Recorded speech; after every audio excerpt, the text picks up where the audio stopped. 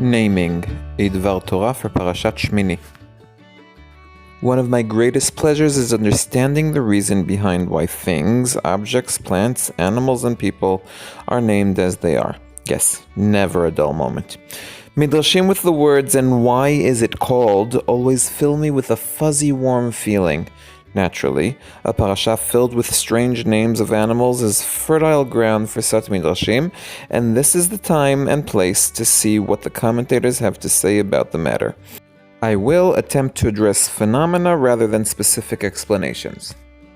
First, it's worth mentioning a well-known fact that for most categories, animal, fish, flying insects, and reptiles, the Torah has detailed Kashrut rules with a small number of examples. Compare this with the avian laws of Kashrut, where there is only a list of the unclean birds, and things get interesting. I mention this here only to explain that the reason that most of my discussion will deal specifically with interpretations around the names of birds and not other names in the Parasha is the abundance of names in this category. Most predictable are the various translators. Unkelus, Rasag, and their like teach us, each in his own language, which birds the Torah is referring to. I will mention two slight reservations I have about Unkelus' translation. One, a number of his translations are mentioned in Chazal and might not be scientific names. For instance, the Shalach is translated as the Shali Nuna, which in freestyle translation means the one who pulls out fish. An explanation taken from the Gemara, which refers to the bird's actions, although the scientific name might have originated from said actions. 2. Often the Aramaic translation sounds very similar to the Hebrew translation, like cases such as Orev, raven, arva, shachaf, seagull, shachva, atalef, bat, atalefa, and others. 3 possible reasons for this phenomenon. A. The sister languages, Aramaic and Hebrew, have the same name for these animals. B. The Jews who developed new Jewish languages, just like they did later in history with languages like Yiddish or Ladino, kept some of the words from their original language, Hebrew, and these birds were common enough that their Hebrew names were preserved. C. The translator didn't recognize the birds in question, and so kept their biblical name.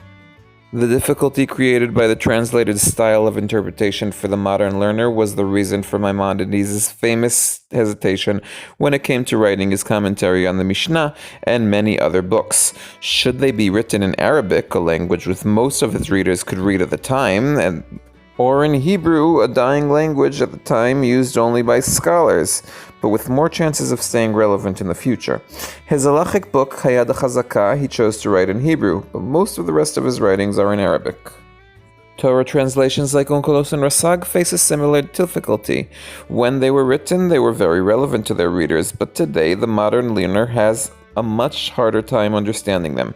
That's when they get translated back into modern Hebrew, and when Rasag translates the word Orev, raven, into Arabic, we get the modern translator to translate it back to Jarab, a well-known bird, and there are many species of it, the famous of which is the black with the clear and strong voice, and the species found in the land of Israel is a mixed black, and its voice is hoarse.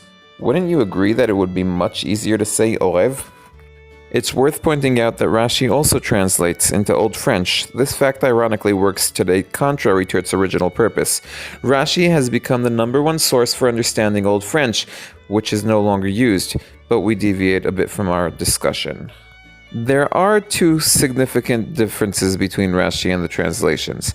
The first is that Rashi does not feel the need to translate every word, but only those which he thinks his readers won't understand.